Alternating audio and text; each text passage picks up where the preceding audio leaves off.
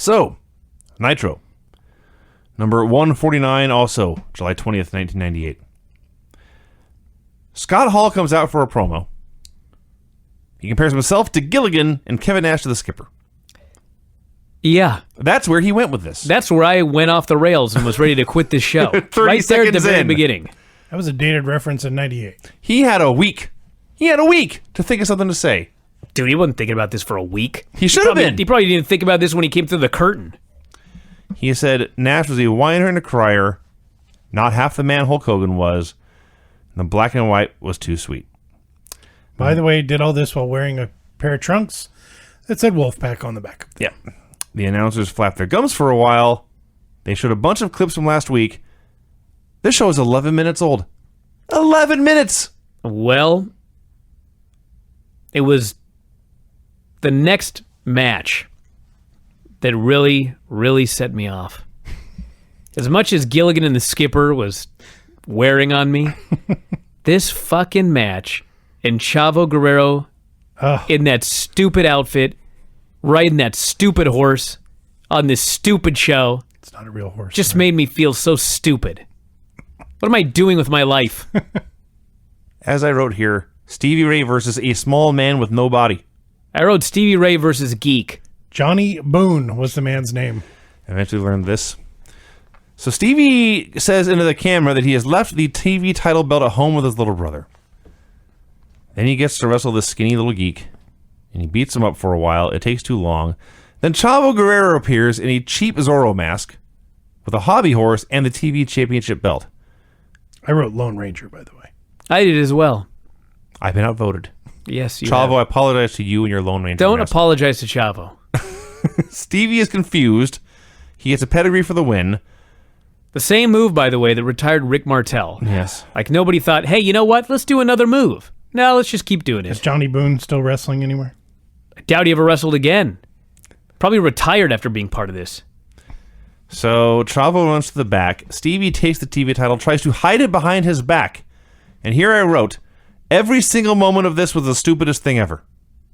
Funny, I wrote stupid match, Chavo out there with his stupid stick horse and stupid Lone Ranger mask, Stevie trying to hide the fucking belt behind his back even though it was brought out, still using the move that retired Rick Martel, fucking horrible. I wrote sigh. We were all right.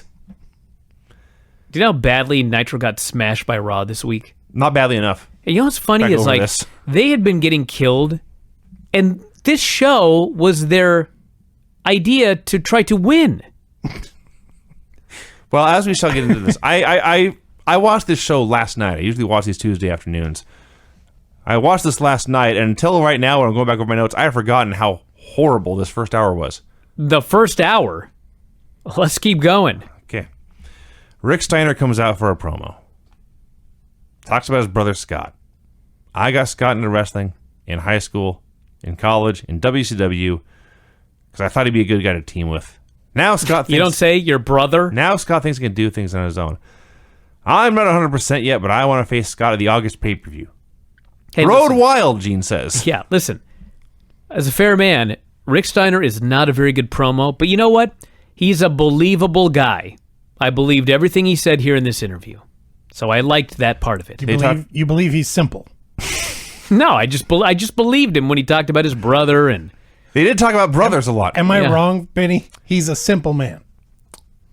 All I know is he had two things to talk about here. Scott's his brother, his shoulders hurt, and he had to try and stretch this out over what felt like about 50 minutes. I can only assume whoever was with Buff Bagwell missed their Missed cue. their cue, exactly. Had to have been, because they're just out there forever saying nothing. Which made him look more simple. It did not help. Finally, Buff gets wheeled out. And Rick says, Buff, we haven't had a chance to talk yet. Which is funny, because they've had months. And they tried to once on camera. They don't have phones or email in 98. They've been at the same building all day. Yeah. Rick says, what happened to you was a tragedy. Well, I was talking about Hogan throwing him out of the wheelchair. That was a tragedy. We had a match, wherever it had been, he said, wherever it was. And I was trying to win, not paralyze you. And I feel like this is all my fault. Well, it was. It was 100% your fault. That's fair. So Buff says all the thousands of pieces of fan mail, all of them, had asked if he was ever going to forgive Rick. He said, whatever is going on between you and Scott, that's your business. All I know is since my injury, I've seen the world differently. I love all the fans, and Rick, I forgive you. And for the first time since his injury, he stands up out of his chair, and he gives Rick a big hug. And Scott comes running out and waffles Rick in the back with a chair. Buff in his neck brace steps in and intervenes, says, no, no, no. And Scott threatens to hit him with a chair, and then hands him the chair, and Buff starts hitting Rick, and he tears off his neck brace and cackles and pulls out an NWO shirt. And the guy with the most obvious babyface comeback story in the world was instead shunted right back into the mid-card heel role he had been when he left. Yep. He shouted, I'm back! And I thought, you sure are. You're back to being just a guy. You know, it was really stupid at the time. Still is. It's really stupid today. But it's weird because if you take out the fact that it was really stupid, this was great. You know what I mean? Yeah, because... Like, Bagwell was a heel. This babyface broke his neck, and he's pissed. And he never forgave the guy. And the first opportunity, he's gonna beat the living shit out of this guy with a chair. And that's that. There was nothing that didn't make sense about it. I knew this was coming, but I didn't see it coming. Because Buff was believable. Because it makes no... Well... No, this made sense, but it was stupid. Yes. Because you could have had the guy give Rick his forgiveness, do the big babyface comeback, have the big run with Hogan after Hogan knocked him out of the wheelchair last week, beat Hogan for the title, he can hold the title for a little while, and then when it's time to put on somebody else, like a month later, you do it, and then he can turn on Rick. And you do everything that you did right here. He never forgave the guy. It was all a ruse the whole time, and he's a top heel. So the way they did this, I mean, I don't know. It was stupid. The only thing I can add here, we talked about Buff being late. I sincerely hope this is because he was backstage begging and pleading, please let me be a babyface. It would be so much better for all of us. I doubt it. So there you go. Buff's a heel again. And healed. And all better. Miraculously. Quickly. I bet his mom was going to be upset. Chris Jericho came out for a promo. He's ranting about Dean Malenko. Challenges Dean to a title match and says if Dean loses, you'll never get a title shot again. He said that he was going to send him back to Harry's Burgers in Tampa, Florida. And I would never eat at a place called Harry's Burgers. apparently that place doesn't exist. I can't imagine why not. I mean, it may have existed 19 years ago, but it's out of business now. Scott Hall, apparently realizing his opening show promo sucked, ambushes the announce desk to talk more. He says, I know you've got a video of Kevin Nash crying. He says, don't show the video, and Nash, you should treat your infection with Monistat. This feud is so lame. It's so lame. Yeah. Hall versus Nash. Like, no one wants to see that. I don't want to see Nash wrestle. Or whatever he does there in the ring. They showed a wrecked car. Oh, God. It had been driven into a wall underneath a sign. What did it say? Superstar parking or something? No, star of the show. Star of the show. It was a... They were mocking Jay Leno. Yes. To be fair, wrecking this car was doing it a favor. It was not a nice car. No. More bizarre as the minutes go by, Shivani notes. So, for those of you that don't know, they did Rodman and Malone versus... Or Rodman and Hogan versus Malone and DDP. Show did the second biggest buy rate in the company's history. So they thought, hey, let's get Jay Leno to wrestle at Road Wild. Because that's the same thing as two NBA stars. Two professional athletes at the top of their careers. You'll be stunned to know it did not do as well. A middle-aged comedian. But that was why they were doing all of this. They were building up a feud with Bischoff and Jay Leno to set up a match with Jay Leno at a pay-per-view. Yeah. Well, there's more to come. The funniest thing about this is, in the next match, they're discussing this. They're saying, well, you know, Jay Leno likes cars, so the crashed car is clearly a shot at Jay Leno.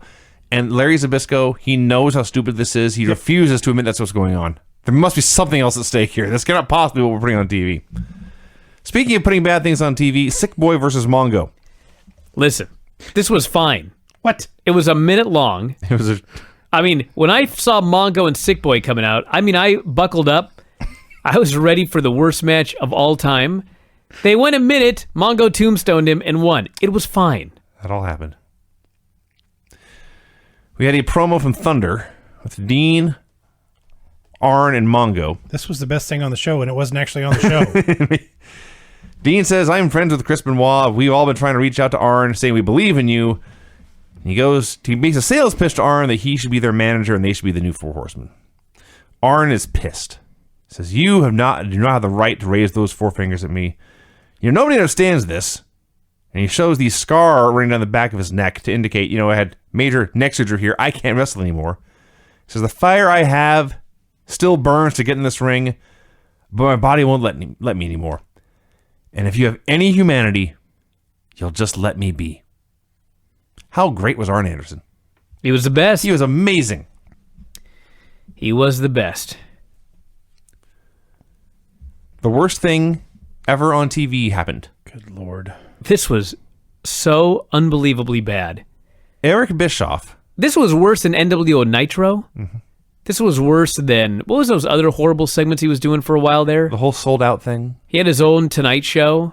Where That's he actually, what this was. Well, he pretended he was. This was the monologue leading up to This was interview horrible. section. This was so horrible.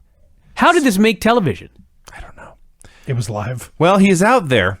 He's doing the worst stand-up comedy you ever saw, but that was in fact his goal.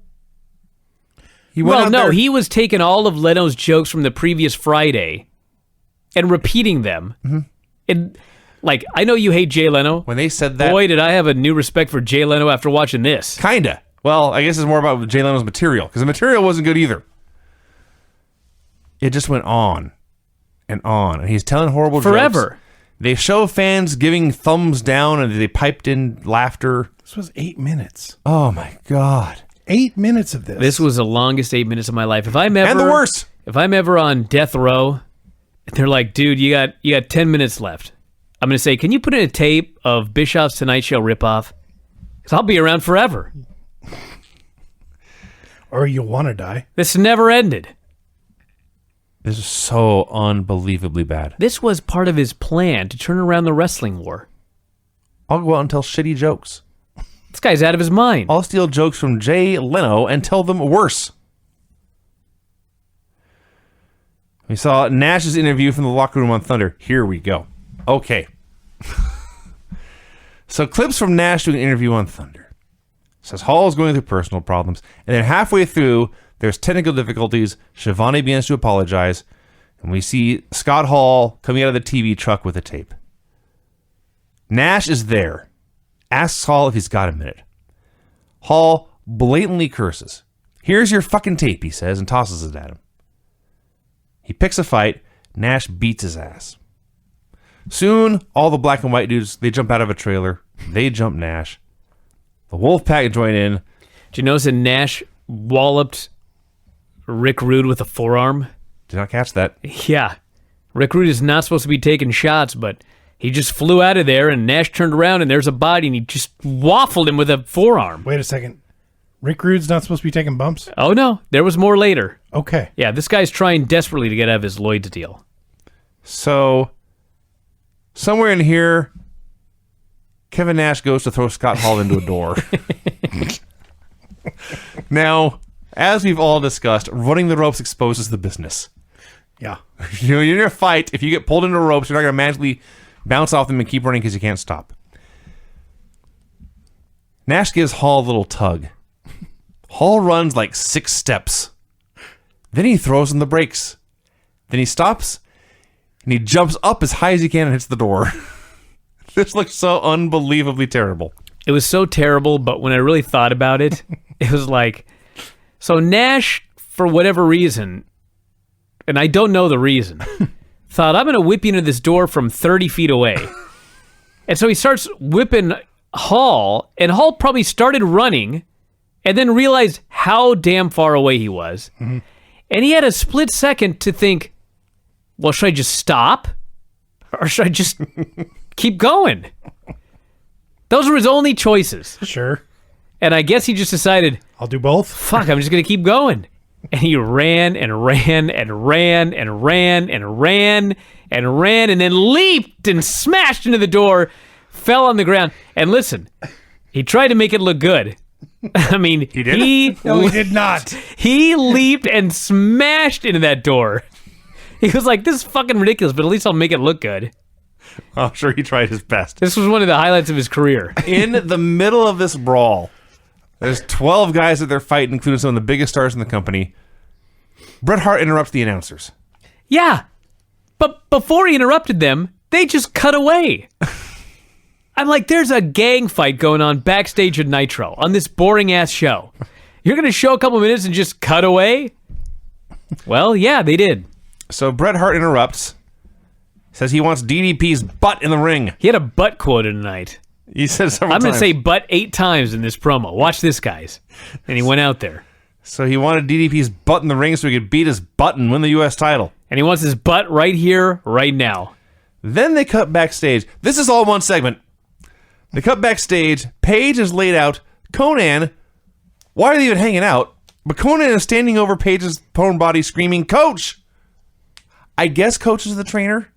It was never explained. Maybe he was looking for John Tolos. I don't know. Coach! Coach! Coach! You go back to the announce desk. Bret says, he's fine. Get his butt to the ring. Bret goes to the ring. What's with butt and then Owen's all about ass? Maybe they had an in-joke among themselves. I guess. JJ Dillon goes to the ring. This is all one segment. This all started with them showing a video of Kevin Nash and Thunder. JJ goes to the ring. JJ and Hart bicker for a while. Then they just go to commercial. And here I wrote, this is one of the worst wrestling TV shows I have ever seen. It's ungodly bad. And we're not even watching Thunder. No. In fact, the stuff from Thunder is better than the stuff from Nitro. We're still in hour number 2, by the way. Yeah. This is so much worse than any Raw. It was so bad. Yeah. Like, those of you complaining about 3-hour Raws, like, you'll get some perspective if you start watching this. This is hideous. Something good happened. Yes. Yuji Nagata versus Saturn. I love Saturn. He's a great wrestler. I love watching these men suplex each other. Just throw each other around for my entertainment over and over again. It was great. So this was the other great irony. On Monday morning, I'm watching the G1, and there's a Naito Ibushi match, and Ibushi grabs Naito and gives him a pile driver off the middle rope. Looked like he goddamn near killed him. Hey, don't flash forward here. I was like, what in the hell were you thinking, dude? And then I started thinking, when's the last time I saw a pile driver off the middle rope? And people on the board are talking about it. They're trying to figure out when the last time there was a pile driver off the middle rope. I'm talking about it with Dave, and Dave goes, man, last time I saw something like that, it was a tombstone off the top, and the girl broke her neck. Well, sure enough, we go back 19 years ago this week, and Canyon gives the guy, I guess that was actually later, it's not the Saturn match. Right. I Well, apologize. it was the run-in after the match. Yeah, Canyon ran in afterwards. But anyway, Canyon delivers a pile driver off the middle rope. Uh-huh. What is going on? It's scary. It is absolutely eerie, the practical joke the universe is playing on us. And then in the Observer, when Dave's writing about it, he told the same story about the broken neck. I'm like, what is happening? So eventually, Sunny took the ref, Raven DDT'd Saturn, and the Nagata lock for the win. Then the Flock came out to attack Saturn. Kenyon made the save. He ran wild with moves, as he tended to do, one of which was, in fact, a pile driver off the middle rope on Kidman. Then he goes to help Saturn up, and Saturn drops him with a DVD. And he cuts a promo into the camera, warning Kenyon to stay out of his business. Saturn dispatched of the whole flock by himself. He was a badass. Apparently. Yeah. He was also a dick. He did lay out Kenyon as well. Yeah, Kenyon helped him, and then he beat his ass. Yeah. And what a bump he took for this DVD. They showed Bret Hart ending Rick Martel's career with a chair shot last week. Then on Thunder, Bret ran down all the other old men in the company, said they were all afraid of him. He promised nobody was safe. And then later in that show, he attacked Ray Jr. and Juventud with a chair. This was actually Bret's best promo, I think, in his entire WCW career. Do you notice all of the great stuff is happening on Thunder and we're watching Nitro? It's funny how now that works. I am mad that Thunder's not on the network. Sting and Kevin Nash versus Giant and Scott Hall for the tag titles. This match was great. Finally. You. Thank you. Yeah. Sting came out wearing jeans. He was wearing jeans and a tank top. So? But I they had a hell of a match. It actually fit because this has only happened after the brawl. So Sting did not come to this building prepared to wrestle. I see. They got into a brawl. They challenged him into a tag title match. He said, all right, well, fight in these jeans, fucker. Was this not...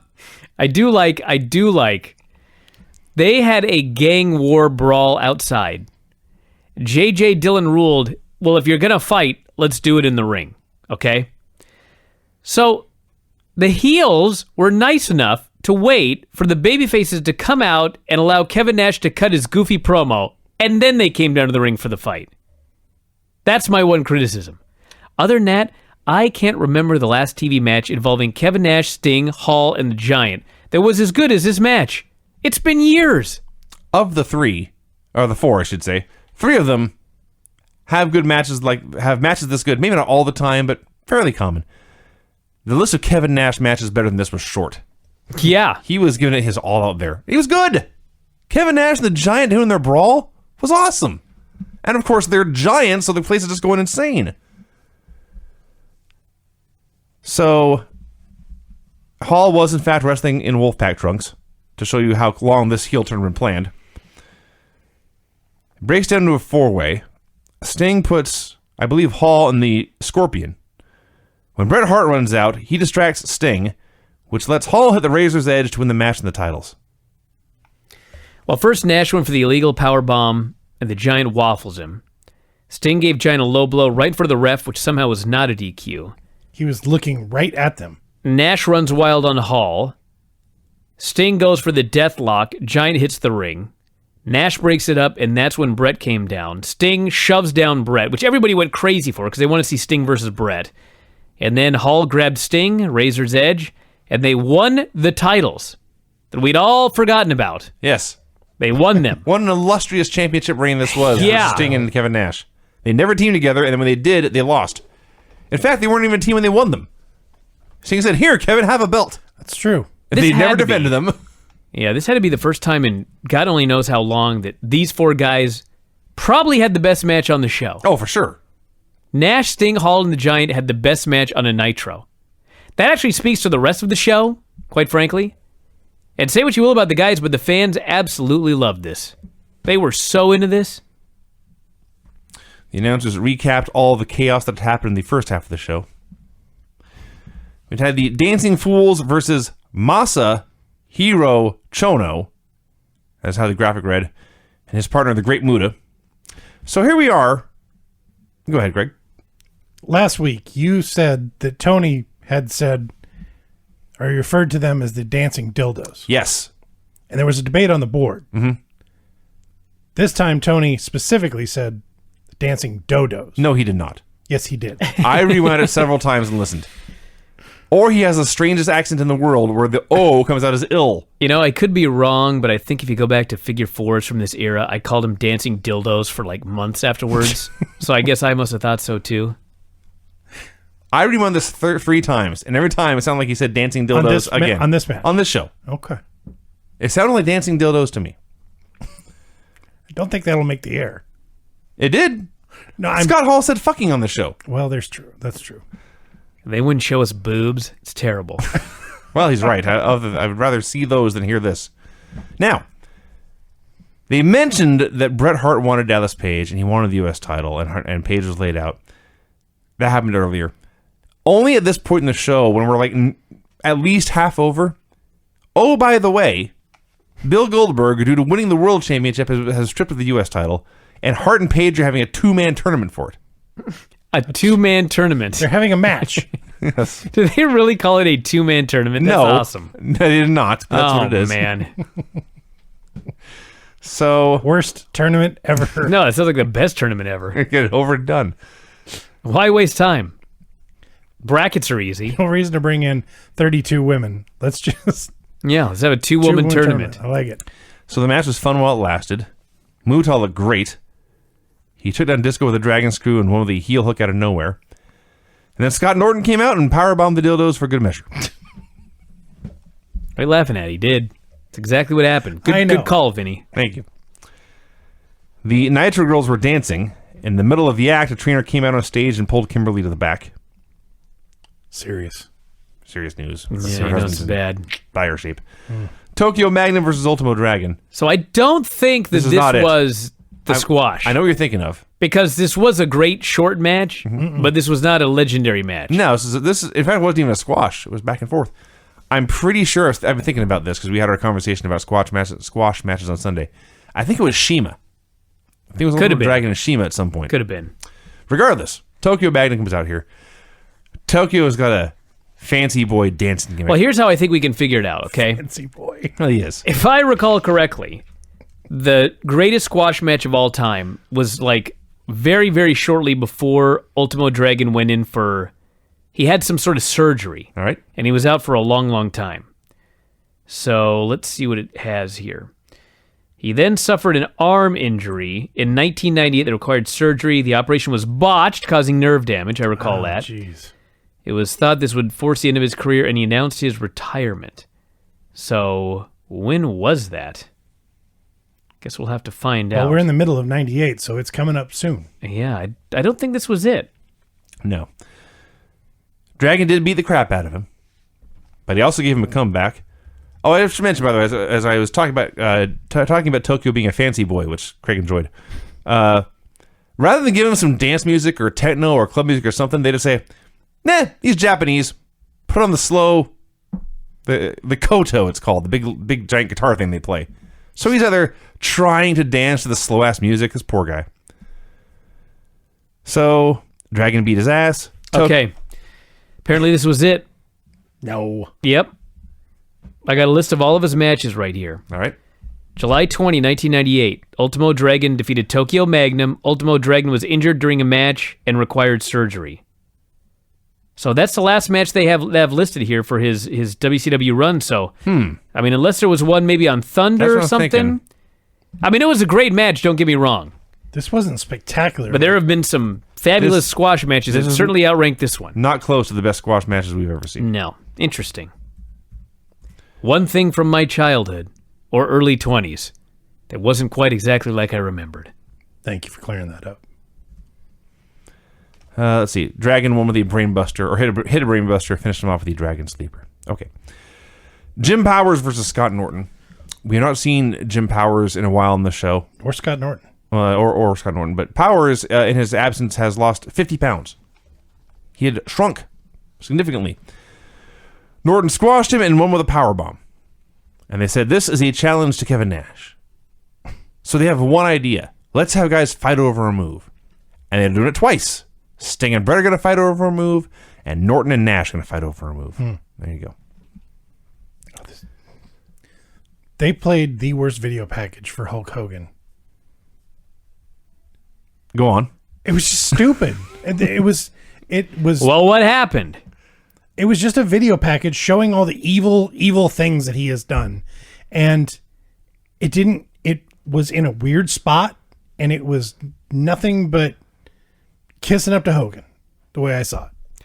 Yeah, it was lame. If you haven't figured it out yet, this whole show, as we'll get to, was all about getting all of Hogan's guys over, and Hogan. Yeah. And putting over Hogan, and talking about how great Hogan was, and how diabolical Hogan was. Right. Because he just lost a title. Mm-hmm. And so he needed to overcompensate. He Yes. probably bought a really big truck as well.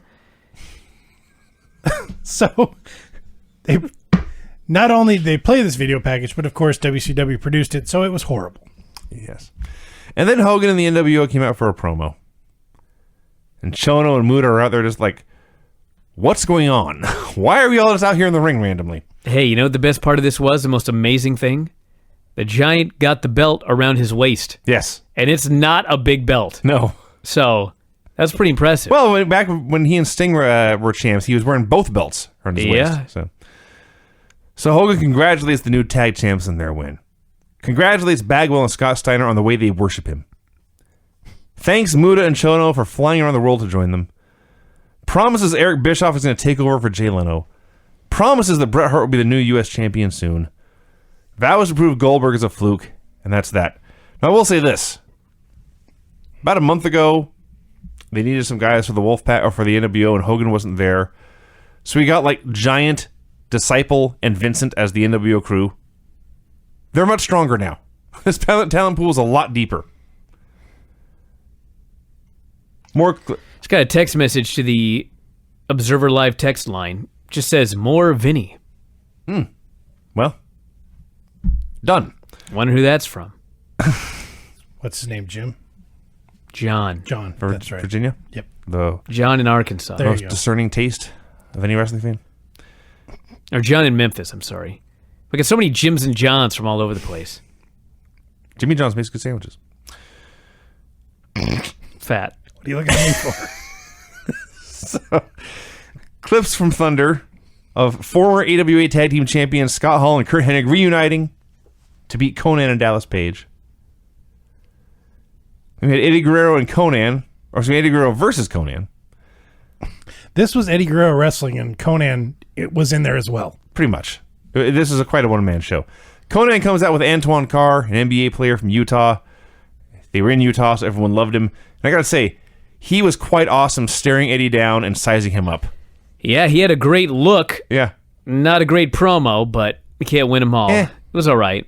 He just said Utah's in the house or whatever. This was another deal where Eddie and Conan are wrestling. They're having their match. Eddie's doing great. Conan's doing all right. And then Chavo comes out on the fucking stick horse, dressed up like the Hamburglar or Conan. Conan. At first, the crowd goes crazy because somebody's coming out. Then they see it's Chavo, dressed as the Hamburglar on a stick horse, and they died.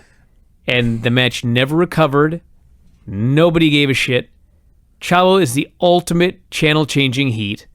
Why were people talking about X-Pac heat and not Chavo heat? I don't get it. This was terrible. All that is true.